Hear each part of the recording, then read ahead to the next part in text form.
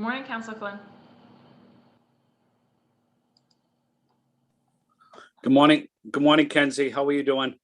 Good, good. How have you been? Very good, very good. How about yourself? Good, doing well. That's good. That's good. How's your dad? He's doing good. He's doing better. He's doing better. Doing his physical therapy. So he got a road ahead of him for over the next few months of a lot of physical therapy sessions. So I think that's a positive sign that anytime you engage in the physical therapy, it improves your muscles. So I think he's doing better. Yeah, no, that's good to hear. Well, we're all thinking about him. Thank you, Kenzie. And I see we've got Director Griffin on here. Good morning, councilors. All right. Good morning, Kerry. Good morning, Councilor Flynn. And I'm going to guess that AF is Andy Felix. So we're going to give that a go. Andy, is that you who's just joined? Yes, it is. Let me update my name.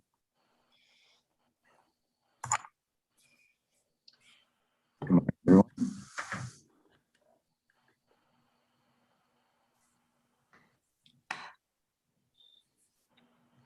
And then I think we're just waiting on the BPS side for Nate and Mark.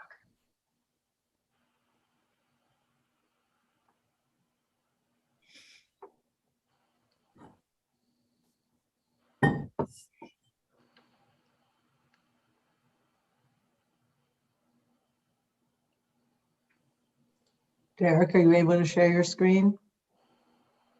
It says currently the participant is sharing the screen, so I cannot share the screen. Okay, Yeah, you fine. should be fine once we get going. Wonderful. Right now we have that tile up. Thank you. Until I gavel us in, but it should be okay. Thank you. And Carrie, I'm going to go to you first once we get going. Is that right? Carrie? Sorry, just trying to unmute myself. Actually, I think Nate and Mark O'Connor are going to open us up Okay, great. And they've with just opening come in. remarks. Mhm. Perfect. They've just come into the Zoom room.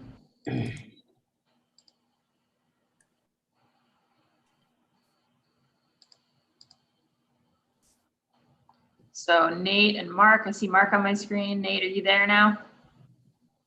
Morning, everyone. Morning. Great. All right. I think we've got, am I right that we've got everybody on the city team?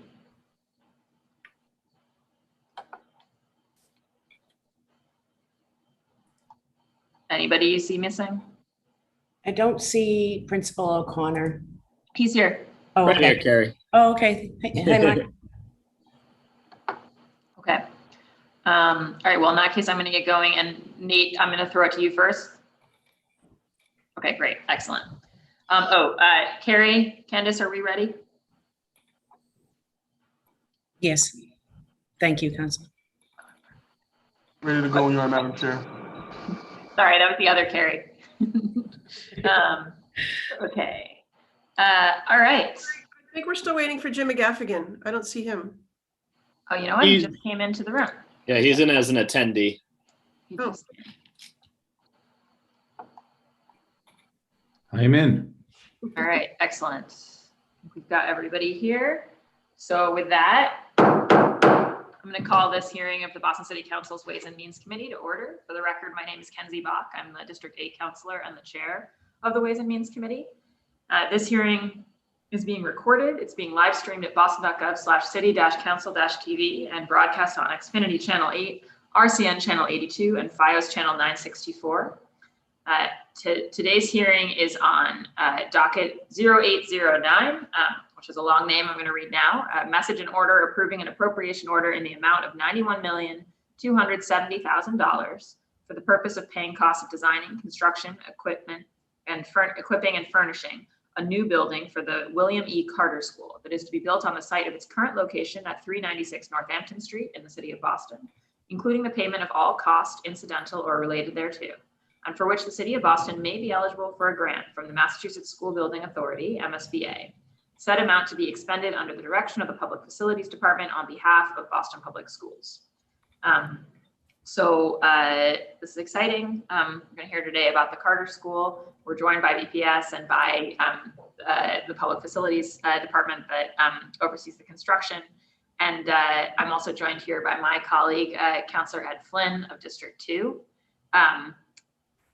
Councillor Flynn, did you want to say any opening words? I know you're a strong advocate for the Carter School. So, Thank you, Councilor Bach. I want to say thank you to the Public Facilities team, to the Boston Public Schools, my friend Mark O'Connor, who's the principal, but also thank Treasurer Deb Goldberg, who oversees the Mass School Building Authority, and certainly the taxpayers of the city and in the state. But I just want to highlight the tremendous work of the Carter School, its principal, its teachers. They do exceptional work in helping our most challenged students, and they do it in a most positive environment. And there's no better hour I spend throughout the year than spending it with the students and the teachers at the Carter School. It's an honor to stop by there once in a while and say hello to everybody. So I'm just so proud of the teachers and the team at the Carter School. And I support the proposal in front of us. Thank you, Councilor Buck. great. Thank you so much, Councillor Flynn. And yes, we're excited to be joined today by many members of the BPS school community. And I do see Principal O'Connor here with us. So welcome to him. I want to start off by passing it to Nate Cooter, the CFO of the Boston Public Schools, for some opening remarks. Nate, you have the floor. Thank you, Chairman Bach, and thank you, City Council, for having us here. I am going to quickly turn things over to our expert team to jump into the details of the presentation, but I wanted to open by saying how excited I am for you to see this presentation. At a recent school building committee meeting, I got a sneak peek of the designs of the new Carter School, and you should all be prepared to be inspired.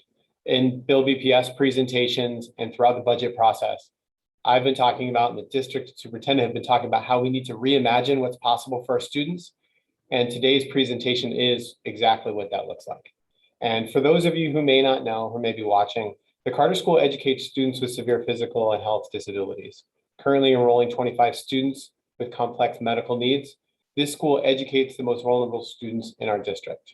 It's a special community, and I am here, and I'm honored to be here to support it. Before jumping into the agenda, I do want to take a moment to thank some of the people who have been working diligently to make this project successful.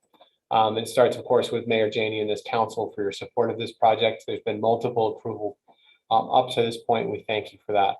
Our partners at the city, Dion Irish, the Chief Operating Officer, and of course, Carrie Griffin from the Public Facilities Department. Also want to thank Jim McGaffigan, the Senior Project Manager at PFD, who's ushering this project through. We have two fantastic firms supporting this project, Hill International doing project management, and Perkins and Will, the architects for the project. And of course, he's been thanked once, but he should be thanked multiple times for the Carter School community, especially Mark O'Connor, who you're going to hear from in a minute. And lastly, I just want to thank the BPS project team, especially Sue McCann, who have done a lot of work on this. In today's presentation, we're going to provide an update on the project schedule, and we'll show you the schematic design.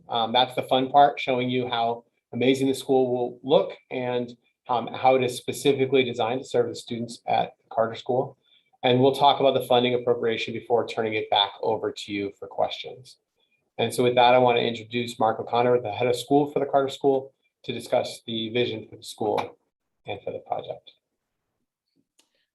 Thank you, Nate. And I just want to echo Nate's thoughts and just how grateful we are as a school community to be in a city, to be with a city council, a mayor, and a school district that really values our students and their learning above as high as any student in this district. We really feel that the support that we receive from our district and from our city and from our city council is what's leading us to be able to continue to improve the work that we're doing with our students so that we can increase the expectations and the outcomes educationally for all of our students. So thank you to Chair Bach, Councillor Flynn for your many visits to the Carter, Councilwoman George as well. We've had the privilege of hosting many of you over the last few years.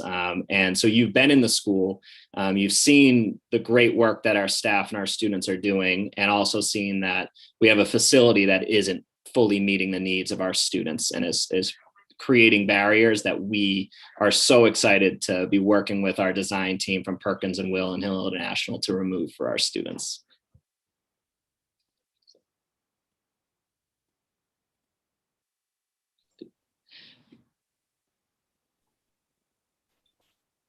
And thank you, Mark. I think at this point, we're going to turn it over to Carrie, who's going to walk us through some of the additional information. So with that. Thank you, Nate. So good morning, counselors, and thank you so much for your time. It's my honor and privilege to introduce you our project team. The PFD team has been engaged with the Carter School for the past 7 years and has celebrated One Boston Day with the school performing their garden cleanup to commemorate this day of remembrance. This is very much a labor of love for us, for the principal, the school staff, and the students. Joining me from PFD is our Chief of Staff, Nell Murphy, AD for Construction, Mary Silvera, Senior Project Manager, Jim McGaffigan. Our Owner's Project Manager is Andy Felix from Hill International, and our design team from Perkins and Will is Brooks Trevis, and Derek Shin is operating the slides.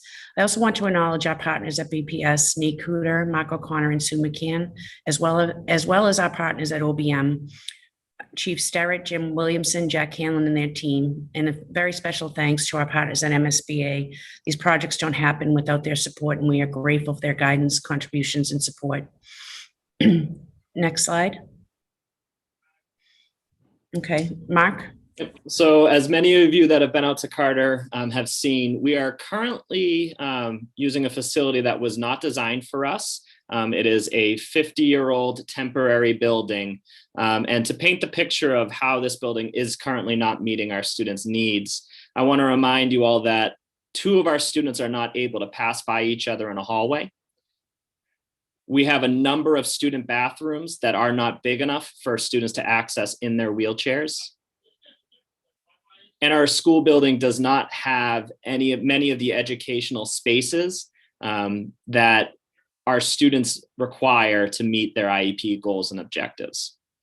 So when we looked at this project from the start and outlined and creating our goals and vision, we really wanted this to be a student experience centered project. And I'm thankful that we have a design team that has helped us do so. But when we think about the work that we're trying to accomplish with our students, everything that we do is about increasing each student's ability to communicate. So this became the guiding principle for our new building. We needed to create a 21st century school building for our students that removed all the barriers that we could and enhanced each student's ability to communicate. So this was the guiding vision and principle that we created when we set out this project. And then when our design team came on board, we were fortunate enough to create a visioning process that was inclusive of all community members, that was really driven by the expertise of our students, our families, and our staff, and was really centered about what would be the ideal educational experience for every one of our students to increase their ability to communicate. And I think when you see this presentation from the team from Perkins and Will, you will see that that truly drove the educational programming and truly drove the design of this building, that it is very in tune with the needs of our students. And we are so excited for all the support that we've received to continue this effort. Thank you, Mark. The following represents a flow chart based on the MSBA process and modules for each phase. BPS submitted their statement of interest for the Carter School in April of 2017 as part of the MSBA core program. In May of 2019, the city was invited to perform a feasibility study and establish our OPM and design team. We've had multiple submissions along this process, with the next submission of schematic design being the most critical and will establish the reimbursement rate for the project. Based on MSBA board approval in August 2021, we will move forward with the next phase of design, create an RFQ for our selection of CM at risk, and perform site assessments for swing space. We will start construction of swing space in June of 2022 for September 2022 start of school, and start demolition of existing school structure and new building. We are projecting approximately 2 years for a construction duration, and we will be complete in August of 2024. Now I'm going to turn this over to Brooke Trevis at Perkins and Will to take us through the schematic design process. Thank you so much. It's an honor to be here today to present this very important project. As you already heard, the planning and schematic design phase has been a fantastic collaboration, resulting in the following work. The new Carter School will be located on the existing Carter School site. This is a strategic location off of Columbus Avenue on Northampton Street, conveniently located near the T and close to bus routes. The access for the Carter School bus parent drop-off will be maintained as a one-way vehicular route from Northampton Road. The Carter site is situated within the northwest corridor, intertwining between the greenery and the pedestrian walkway. This location allows for opportunities to visually and physically connect with the natural environment from the outdoor spaces and classrooms. The Carter School educational program was specifically developed for the Carter students and community to support the needs, their cognitive and physical needs, and the vision that Principal O'Connor previously outlined. Many of the programs defined for the new Carter School do not currently exist and are in much need to support their students. The first floor programs are welcoming to the students, staff, and public, and house many of the shared spaces for both the students and community. We are planning for the greatest flexibility and for current and future teaching pedagogies for this population. We hope to set a standard for this program typology. The administration is on the south side at the front of the building, adjacent to the controlled and secured access entry. After exiting the main vestibule at the heart of the building, there's a wonderful view of the Literacy Commons and collaborative space, well used by the Carter community for many activities, including the end of the day shout outs by Principal O'Connor and his staff. The delivery and loading is located on the west of Camden Street for direct vehicular access. Also on the west side of the plan is the therapy pool with its own controlled public access. The cafeteria is located on the east side near the music and art therapy spaces, all connected to the exterior sensory garden.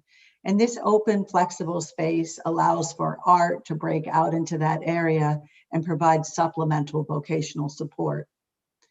The north side of the building houses a lot of the services and provides an acoustical barrier from any noise or possible vibration associated with the MBTA train. The second floor has nice views to the park and is designed around a looped circulation path. This floor houses the general classrooms for the middle and upper school students. There are toilets and changing areas inside each of the general classrooms. The loop corridor will double as an opportunity to support mobility training. The shared spaces such as adaptive PE, motor therapy, TVI, and SLP are central to the perimeter classrooms. The medical suite is located on this floor in close proximity to many of the Carter students on this level and to the level above. It is important to note there is an exterior secure space on this floor adjacent to adaptive PE, which can be used for a variety of teaching and learning opportunities. The third floor accommodates the smallest and youngest Carter students. The lower school's general classrooms have direct access to the exterior sensory garden for teaching, learning, and play. This exterior space at this level will be used by all students and Carter staff. The rear program on the north side of the building, like the other floors, houses the building services as well as the staff lunchroom and huddle rooms, putting additional adult hands near the younger students. This rendering illustrates the front of the Carter School, showing the vehicular approach and the intersection at the southwest corridor. You can see a glimpse of the elevated sensory garden above the second floor and the shade structure for the students' activities. The scale of the school is reduced because a third floor volume, which houses those lower school classrooms, is pulled back from the first and second floor facade. This reduction in scale helps the building blend in with the surrounding neighborhood. This image illustrates a detail of the facade showing the glazing at one of the general classrooms. This facade is a terracotta material with a neutral color palette with a rain screen facade system on the first floor and classroom level. We spent a lot of time thinking about the student experience with Principal O'Connor and his staff. We worked with our researchers at Perkins and Will to create a rigorous daylight study to help minimize glare on the south-facing classrooms. The research, along with input from the staff, informed a design that worked to improve the student experience by creating a passive solar buffer for students who are very sensitive to glare. The goal was to maintain a balance between usable daylight, glare controls, interior surfaces for teaching, and ensure there are great exterior views for the students. This section shows the MBTA building, tracks, and the Carter School. The new building is zoned with an auditory buffer on the north side. In the middle, there are therapy spaces and interior and exterior classroom away from the noise with views to the neighborhood. We spent a lot of time talking about the equity of landscape, creating inclusive sensory gardens on all 3 levels. Levels for students to have active play, community spaces, restorative, and sensory spaces, including a separate outdoor space in the 3rd floor garden for staff to recharge because we know they need it as well.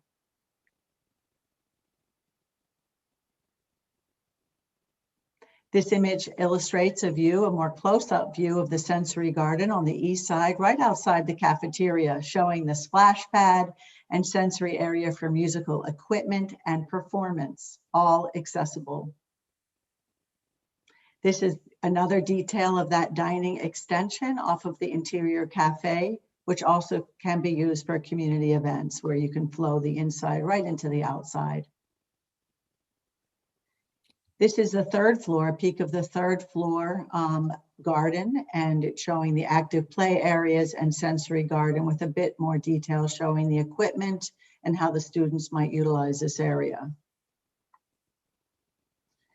This is an aerial view of the southwest, looking sort of at the intersection of the southwest corridor along the entry sequence.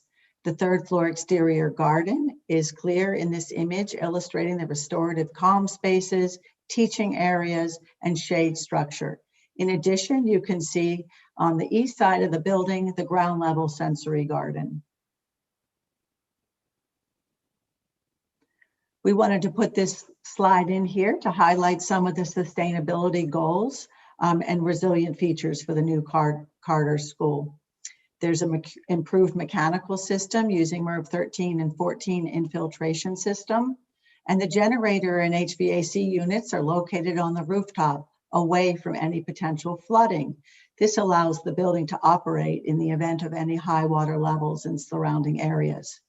We're targeting LEED Silver, and plants will be selected that are drought resistant to conserve and reduce water.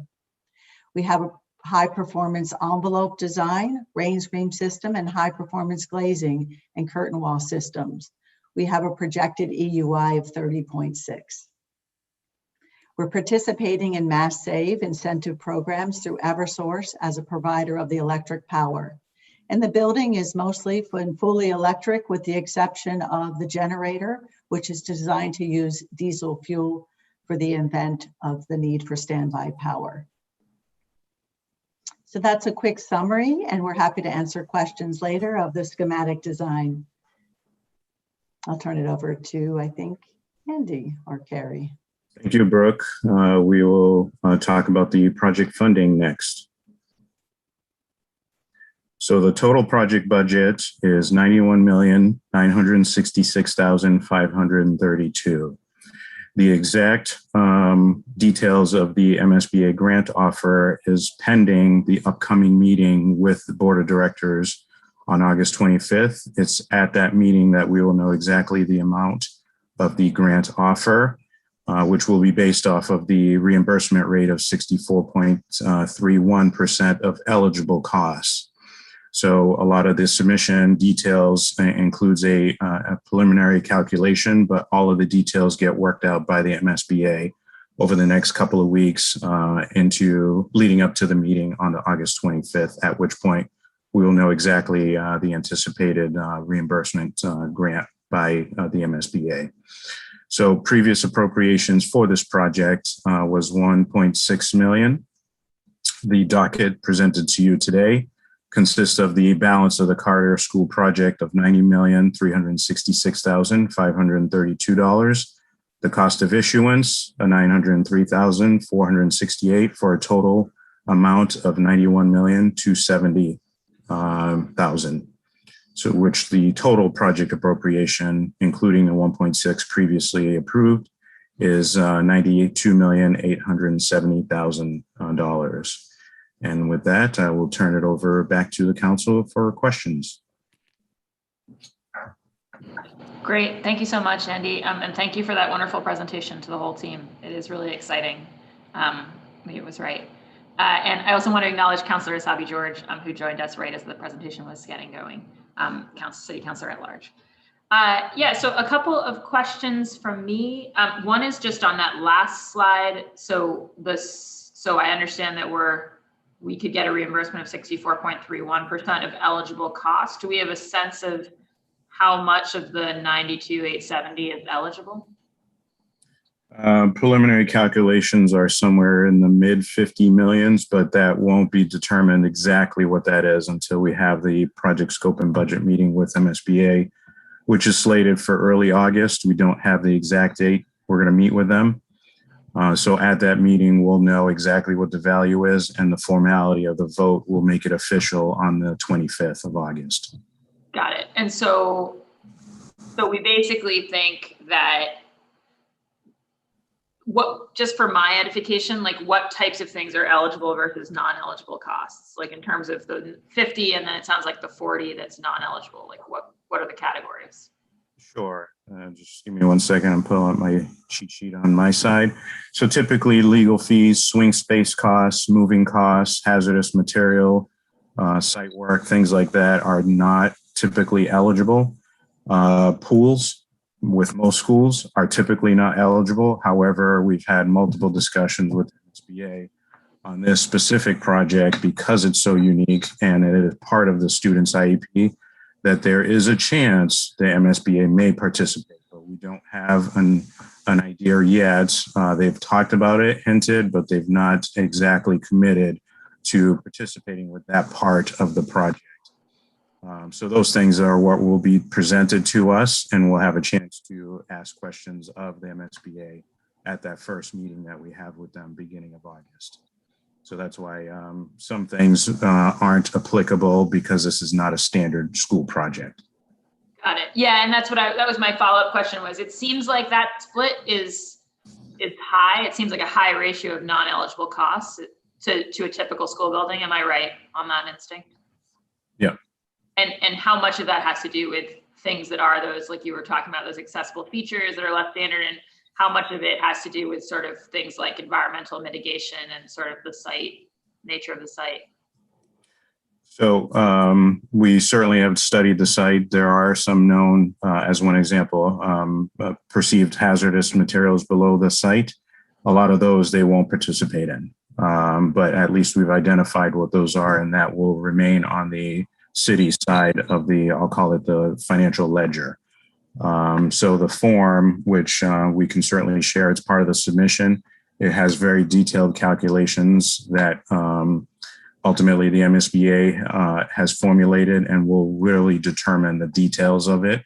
We can take some guesses on our part, but it's really determined by the MSBA prior to and at that meeting of what's called the project scope of budget review meeting. On most projects, I think it happened with Josiah Quincy. That meeting already occurred before the appropriation was presented to the council, I believe end of last year. In this case, it's happening before the meeting with the MSBA. Right. And so I'll just for Nate and others, you know, I'm aware of the timeline, and I think we're all very excited about this project, and I'm certainly planning to move it to a first vote at our July meeting, but I will want the follow-up documentation because you guys are having the project scope meeting before the council's second vote on the capital docket will happen. And so I would like, because we're doing this a little out of order, for the council to know what it's effectively authorizing in terms of city money. That would be good. And do we feel reasonably confident on that environmental hazard side that we've got a pretty good sense of what we have to deal with? I ask just because that is a place where project budgets balloon sometimes. We're fairly confident, obviously, by probing. Obviously, there are instances where you probe 2 feet away from a hazard that wasn't found.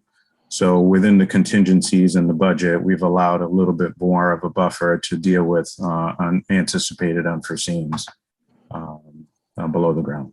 Good. And what was the use of the site before the temporary building went up?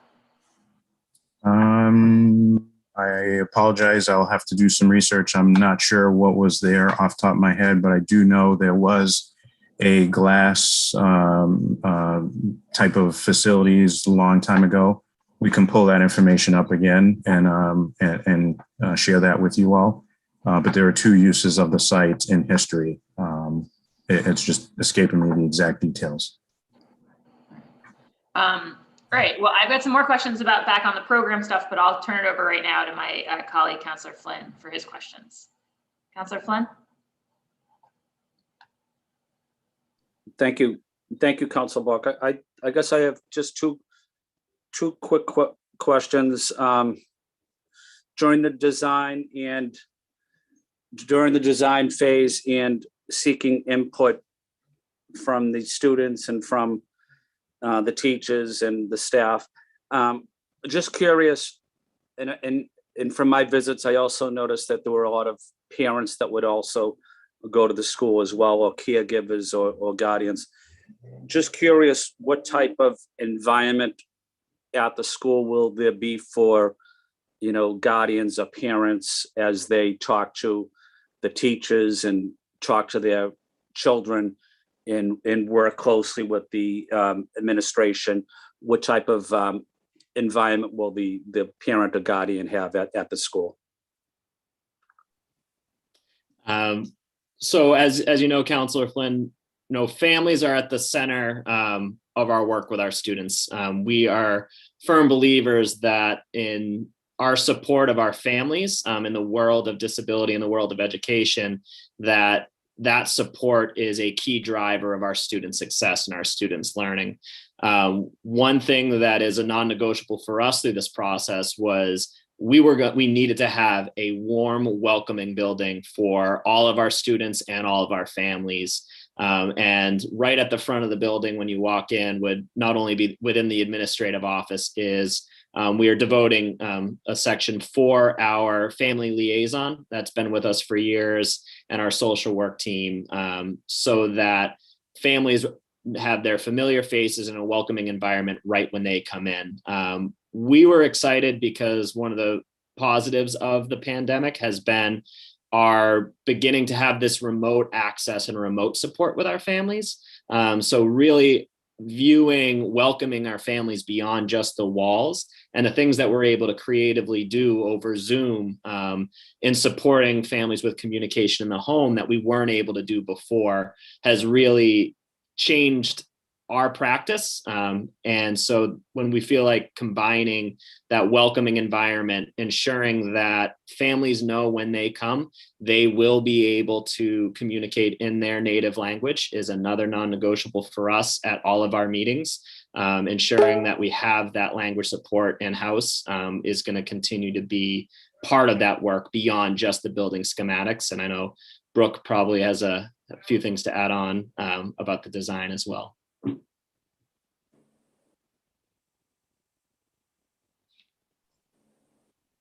I would just say that it was an incredible process around visioning, and we were all virtual, and it was really at the beginning of the pandemic, and we had 8 days and 8 2-hour sessions of just incredible sort of participation among so many people. I think at one point we had over 60 people on the call.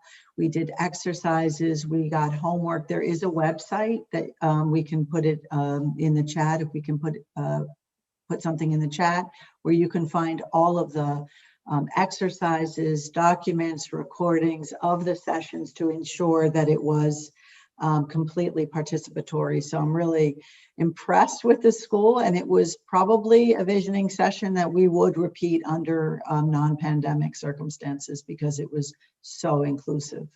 And the MSBA has actually reached out to us and wants to really incorporate that inclusive work that we did as part of their model going forward after they've seen the results. Thank you, Mark. I guess my final question would be more of an engineering related question. I focus a lot on the council working on water and sewer related issues. Did you guys weigh in or seek the input of the Water and Sewer Commission in, are there any potential related issues during construction or after or post construction? But just wanted to see what any feedback Water and Sewer may have provided on this design.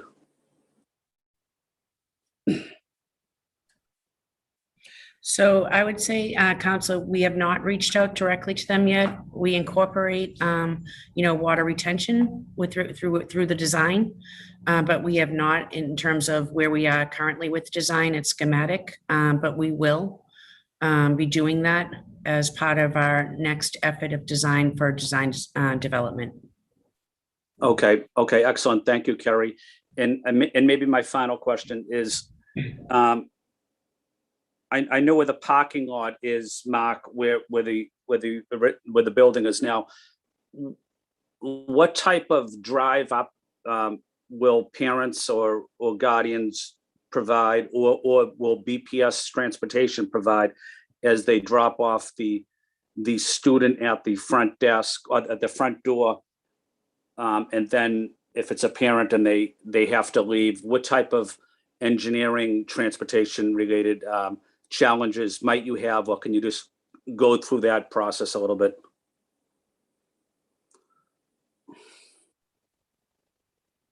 So one of the main factors that we have, that when we look at our current building, what really works is that front entrance, is that entrance into the school for our students. And part of that is the bus overhang that was built by the Mass College of Art a few years, actually I say a few, but it was about 15 years ago now.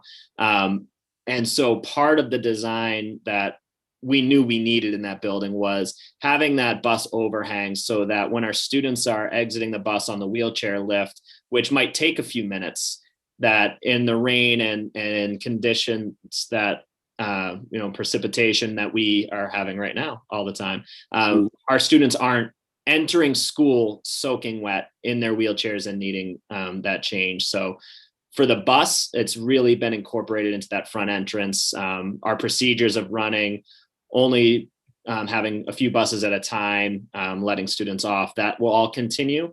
And as far as our families access, we will continue to have parking that we would have always reserved for families if they're going to be coming to the school. And the other main piece of access for our families is the majority of our families are accessing our school through public transportation currently.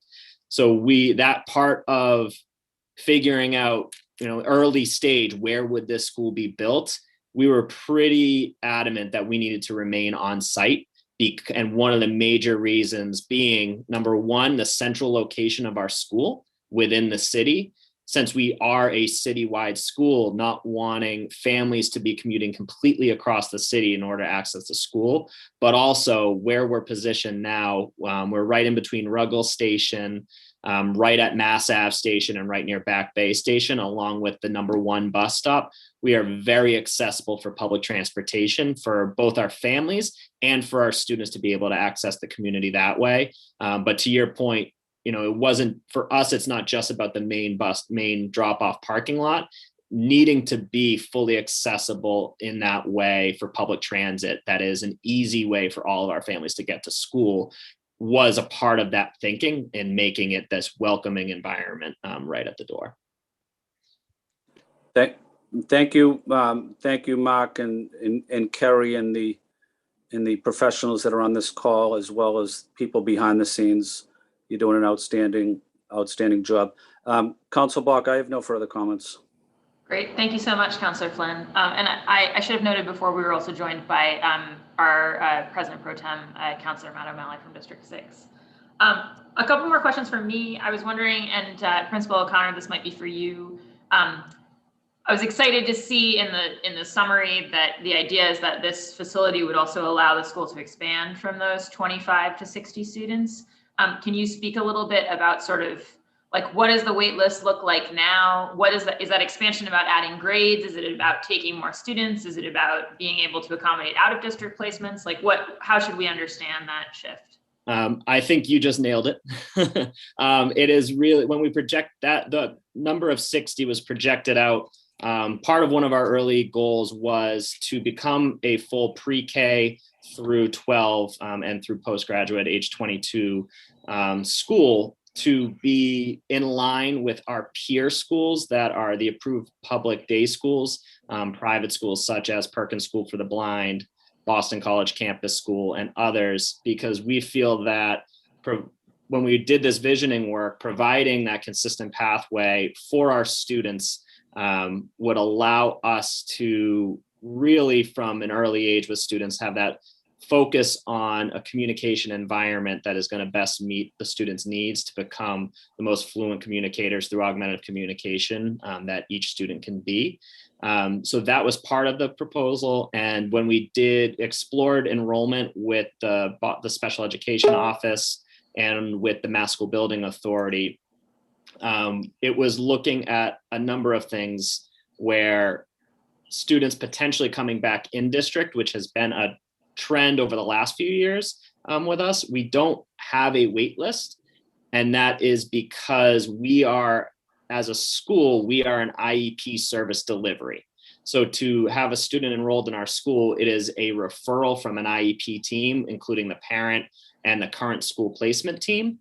And there is no comparable placement for our age group within the city. So if a student is referred to Carter and there is no space in Carter, that student then is referred for an out of district placement. So that's where we're currently at now.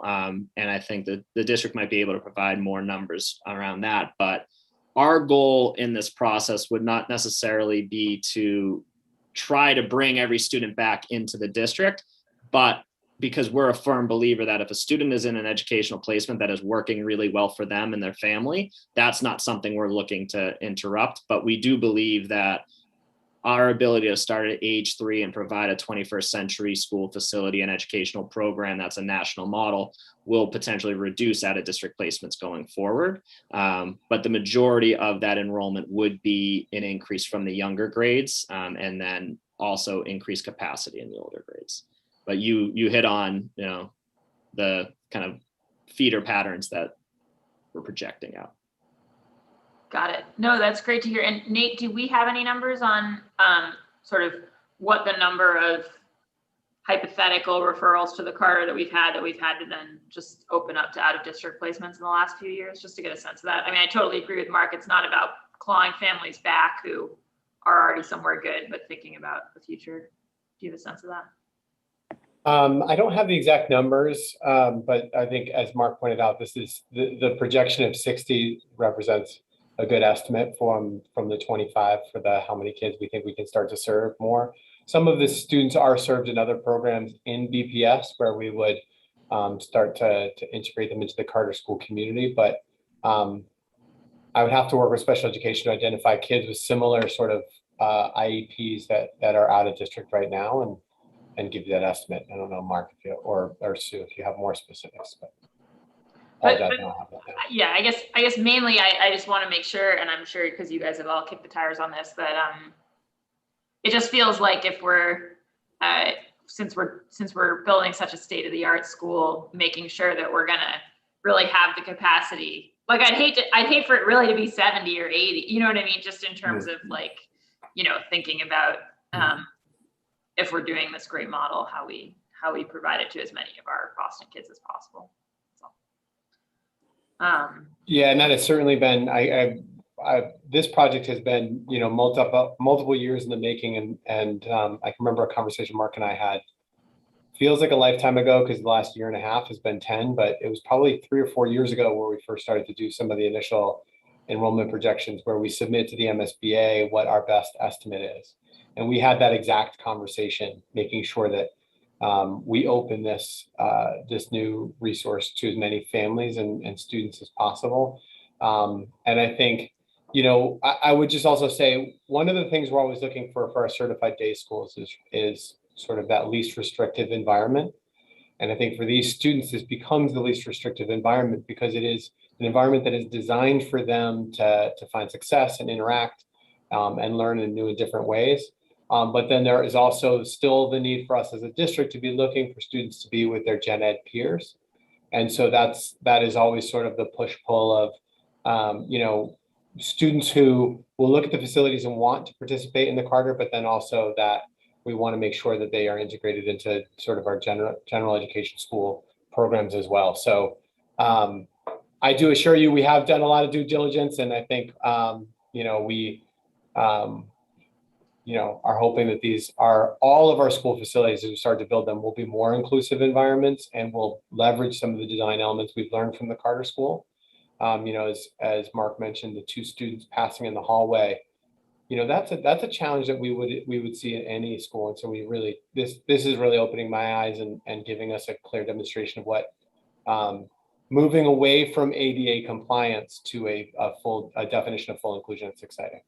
Sorry, I stepped a little bit onto a bit of a soapbox there because this project does get me so excited, but I appreciate the question. No, that's great to hear. No, and I agree. And I think, yeah, both thinking about the hallway space and then just all of this accessible outdoor space. It's really exciting to see, and glad to see also the building using MERV 1314 filters. That would have been a question otherwise. Certainly, I know we're all concerned about ultrafine particles, and then with COVID, sort of, it's really come to the fore. So I know we took good steps on the Josiah Quincy on that, but glad to see it happening here as well. Mark, were you going to say something? Nope. Okay. And then I was wondering, Carrie, this might be a question for you, but if you could just walk through a little bit more about the 149A construction manager at risk model and how that works and whether we've done that before and sort of how the council should understand that from a procurement perspective. Sure. Thank you, Council, for the question. So 149A is Chapter 149A is CM at risk. And essentially that's what our department utilizes, that method of procurement for larger projects. MSBA requires it in terms of, you know, which is, you know, if we were putting out, we get our OPM and designer are given to us through the MSBA selection process. So typically we would send out an RFQ for that, similar to how we will be preparing that for requests for qualifications for different contractors. And then, you know, we will get those at the RFQ advertised. Then we will go from there. We will do a short list, and then we will do interviews. And then it's a qualification based type of procurement. So we will procure based on that, award based on that. And, you know, we'll be developing that RFQ over the next few months so that we can get that out in probably September of this year. And just so I'm clear, or I think I understand it, but for members of the public watching at home, if we had a project that was, hey, we need this much asphalt poured, you know, to repair this section of road, we just put that out and we say, hey, how much is somebody going to do this for, right? And they'll give us a quote, and then we're hiring the lowest person, right? Because we're trying to save your tax dollars. And that's kind of a standard procurement for something that's very cut and dry like that. But of course, like when you do a roadway project like that, it's pretty cut and dry. You're not saying like, oh, actually we have a change order and we'd like you to build a building in the middle of it, right? Like it's very consistent. But then with something like the school, like depending on those environmental conditions and other things that come up, like you might need adjustments along the way, and it's big and complicated, right? So am I right in understanding that the construction manager at risk means instead of us doing a bunch of filed sub bids for every little component and having the cost fixed and everything kind of set, there's a bit more like project flexibility, and the project manager is kind of saying, I can do this whole thing for this number. That's, well, yes, that we have to enter into, we get them on board based on our estimate. And then we have to enter into, and that won't happen probably till the spring of next year, a guaranteed price from the GC once they're selected. So, but we still do filed sub bid in terms of they'll put together those packages with the design team, and we still do it's a qualification based. So they have to, the filed sub bids have to qualify, and then we will select based on those qualifications. And that will be done through the GC. The benefit of having a Chapter 149A is that we bring the contractor on early. So to your point of the hazmat, we'd do some more exploratory on that. We'd have a contractor on board. They're really a partner, in this process. So, yeah, we bring them on early. They can help us out with really taking deep dives into the estimate. And making sure our numbers are good, making sure our budget's good, looking at drawings, for scope prior to going out to filed sub bid for the project. So yeah, it's very much a partnership. And I know this project will garner a ton of interest. We're already getting calls on it. So we're excited. We can't wait to bring someone on board and get the RFQ prepared and out for advertisement. And do you guys, oh shoot, I just forgot my question. Well, I guess, can you speak a little bit about how you're thinking about, I know the last time I think we had PFD, we were talking about the sort of equitable procurement strategy for the city, and we've talked repeatedly about challenges on that front with these big construction projects. Can you speak at all on that? Sure. Actually, I'm glad you asked that, because we are currently working with our partners at the CFO's office, Equity Procurement, our procurement office. We meet bi-weekly, and we're looking at doing a pilot program so that we can, whether that's going to be, again, it's in its preliminary stages, but we're looking at how we can, increase our, for women, minority, and veteran-owned businesses. So that we can, it's in its very preliminary stages, but we are looking at addressing those issues, maybe as incentivizing, maybe some goals, maybe some of the RFQ that would be in terms of, because again, it is a points-based system, so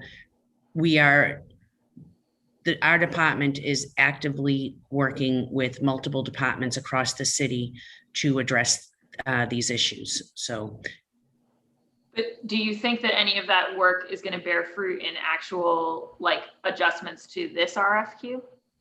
It could.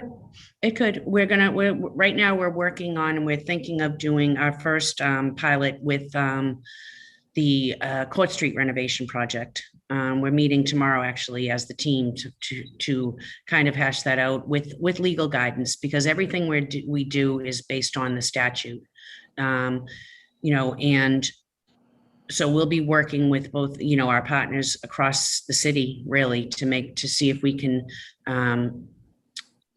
generate something that will work and that is fair. So, when we did meet this team that I'm referencing met with DCAM and some partners with the state, we're all taking a look at this. And, as myself personally, as a woman in construction, as a veteran and of a mother of a son that's currently deployed, this is very important to me, this program. So I think it is in its very preliminary stages, but we're hoping to see some impact by the fall.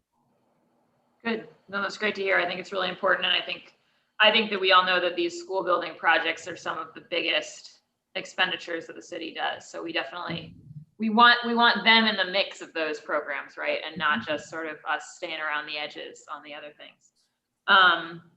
And sorry, on the filed sub bids, did you say they're qualification based? So does that mean that, so within the overall thing, when we go to the sub bids, do we have to take the lowest bidder, or are we able to make a qualifications based judgment? No, it's lowest eligible and most responsible, but we do get to choose who we qualify. Right. Okay. So if we have bad actors, then they wouldn't qualify. So their bid wouldn't, it wouldn't get to that stage. Mm-hmm.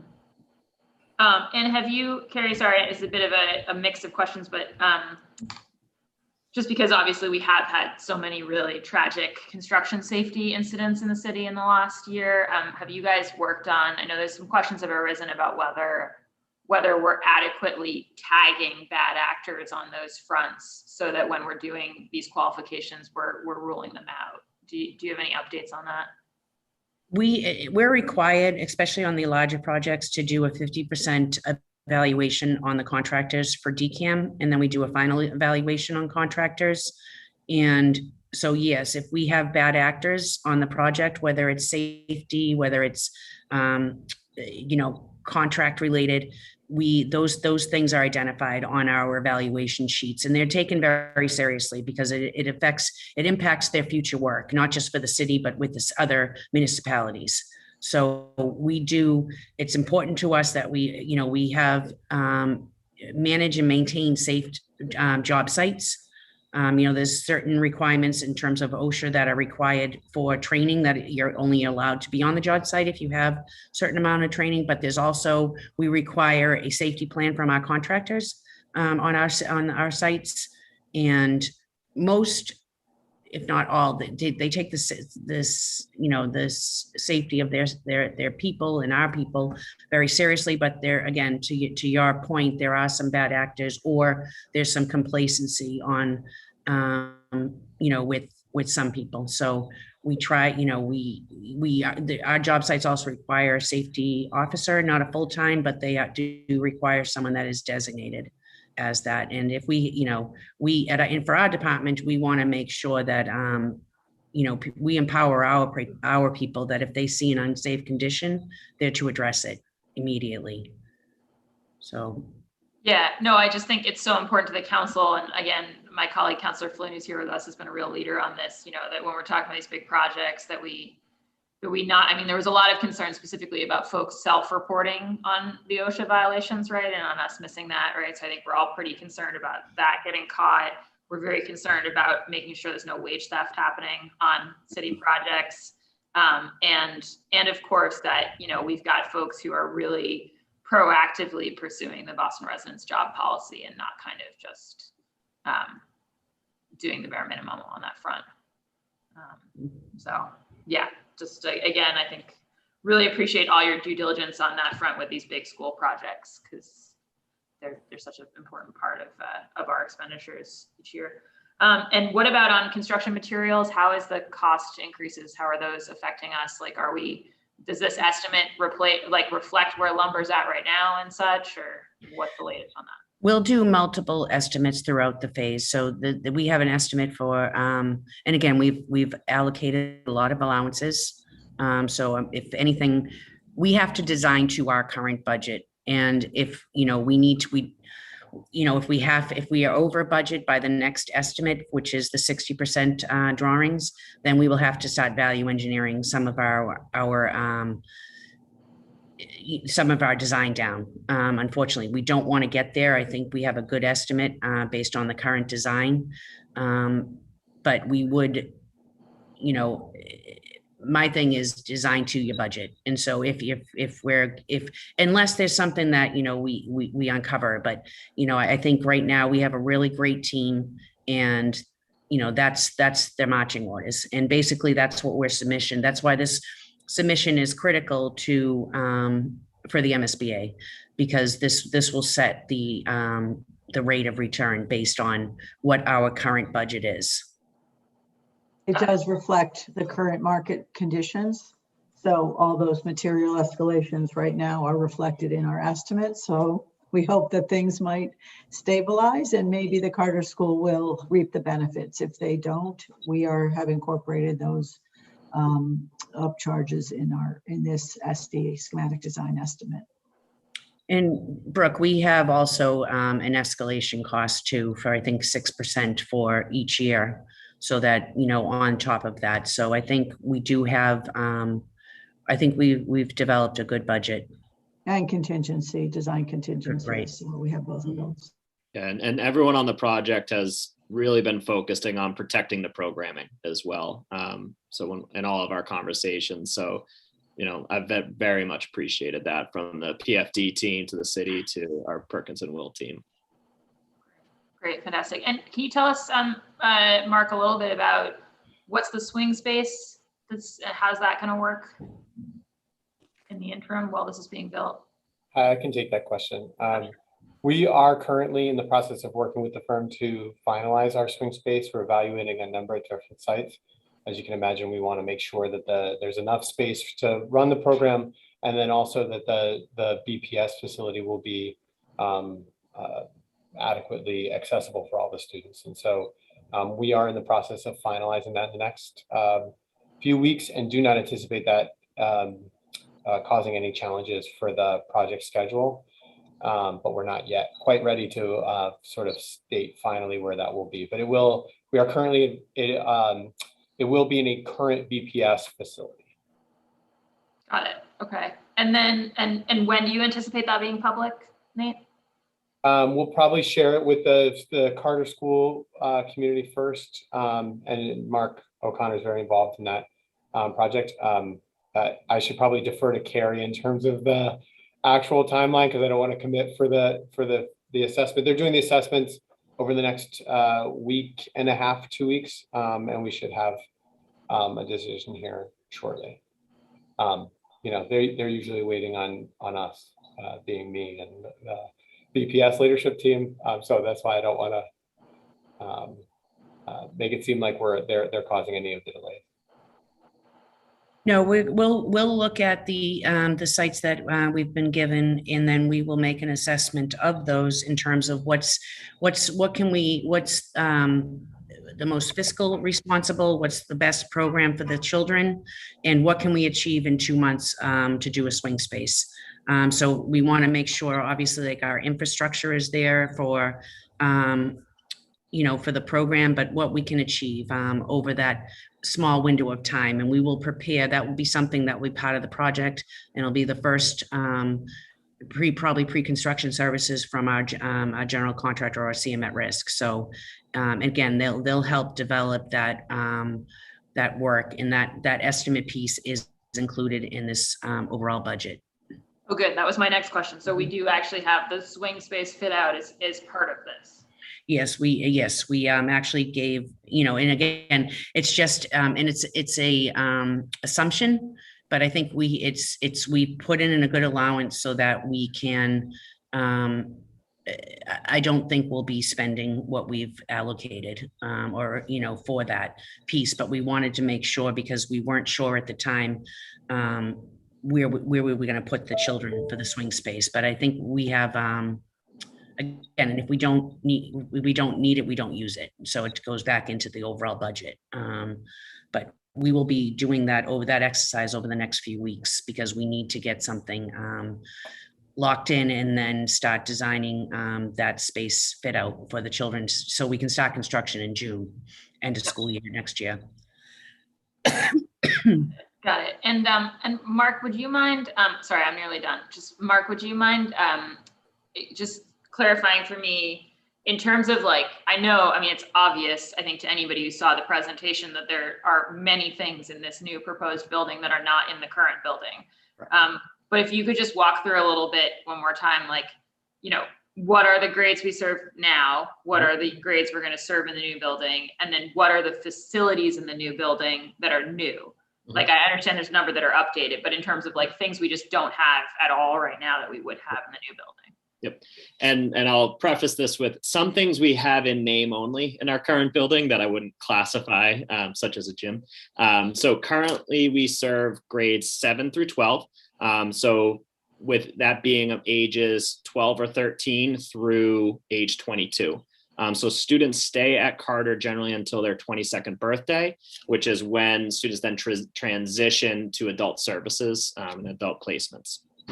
So right now we have 5 classrooms with 5 students in each classroom. And we will be transitioning to serve students starting at age 3.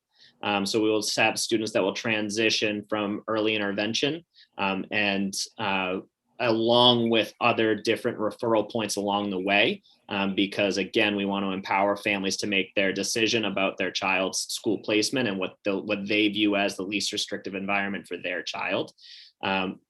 What we currently have outside of classroom spaces in our building is a closet with a heating station that acts as our lunchroom, but students cannot enter that room. So lunches are done in the classroom at this point. We have what's called a gym that is this awkward L-shaped carpeted room where it's not big enough for 5 students in a class to play an active adapted physical education game. So we will be having now more of a half-court size gymnasium that our students will be able now to truly access adapted physical education through the winter months when outdoors isn't an option. We also, in the current building, we have a multi-purpose small sensory room that is where the OT and the PT can, fight for square footage to provide pull-out services for students. And we have a small office space that operates as our shared speech and language pathologist and teacher of the visually impaired space. With that said, our model is to provide as many services within the classroom as we can, because we believe that leads to modeling of things like communication skills for other staff members working with students, but also for other students. In the new building, we are going to have a therapeutic pool where we currently, obviously we didn't do it this year because of the pandemic, but we currently travel 1 day a week where about 6 to 10 students at a time are able to access a pool at the Papas Rehabilitation School in Canton for 1 hour a week. Most students are able to then go maybe once a month to that. We will have that on site in our current building. We also will have a music therapy and art therapy space where currently those services are, delivered on a cart that goes around into the classroom. And within those spaces, the opportunity for one-to-one music therapy spaces and different art spaces. Another aspect that we're really excited for, I mentioned the cafeteria before. This, I think, shows a good idea of how the visioning of student-centered experience influenced all of our decisions, where about 60% of our students are not accessing the BPS lunch services and are receiving their food through G-tube feeds.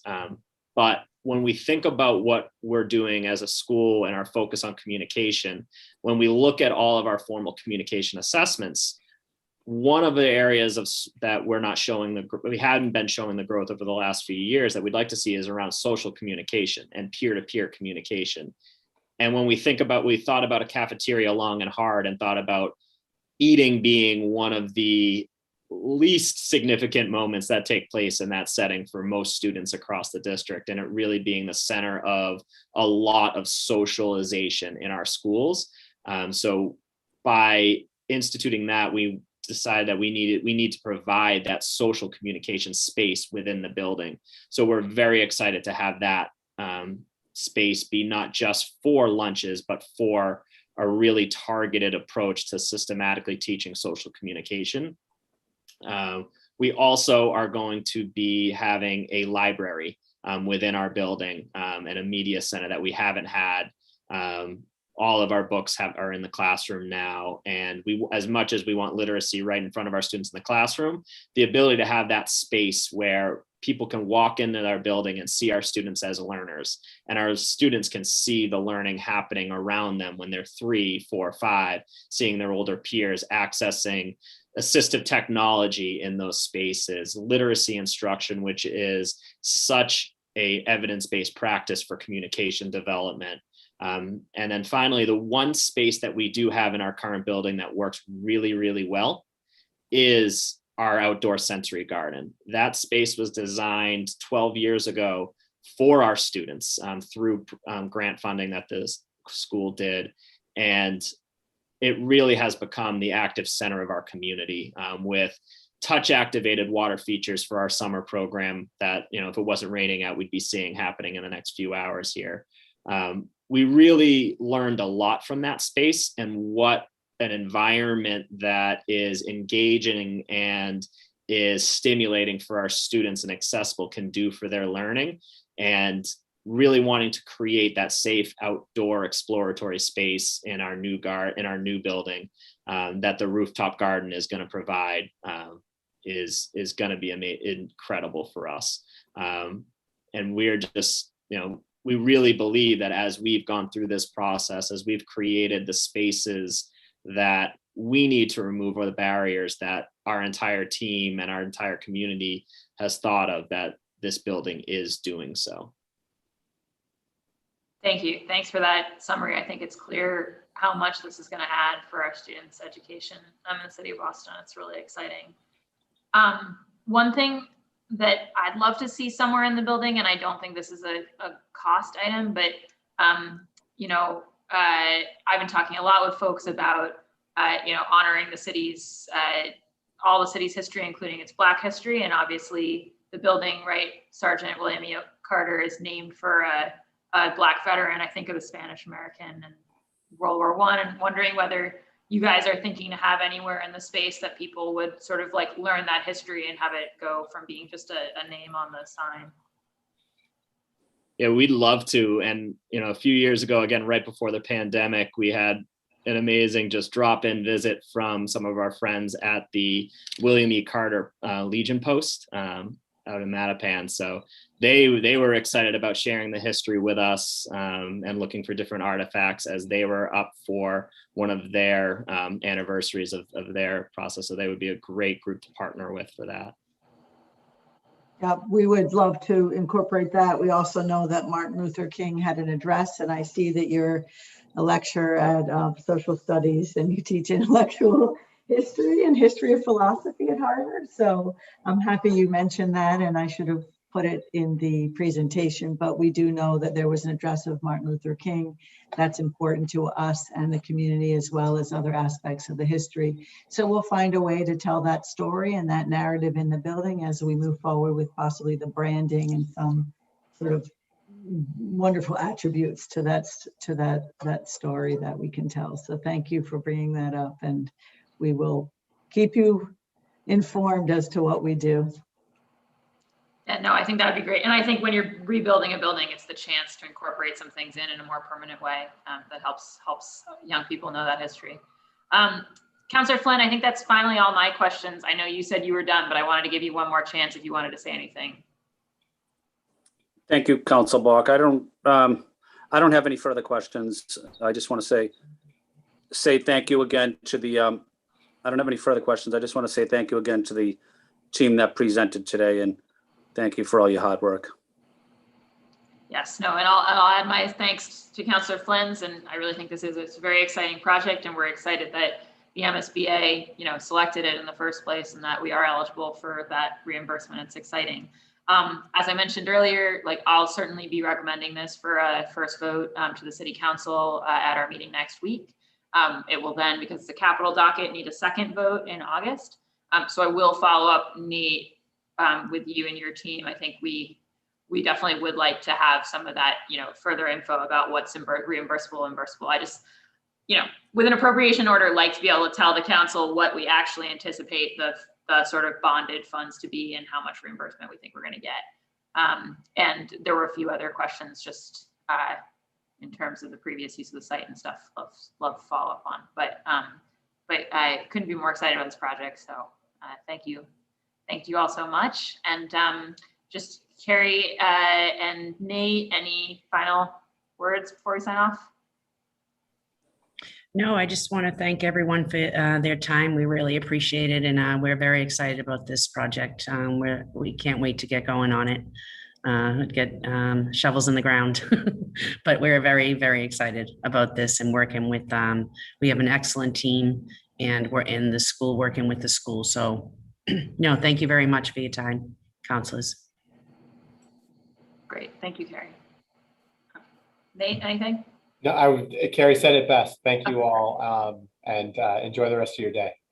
Yes, thank you all. And with that, this hearing of the Boston City Council's Ways and Means Committee is adjourned. Have a good evening, afternoon, everyone. Thank you, everybody. Thank you. Thank you.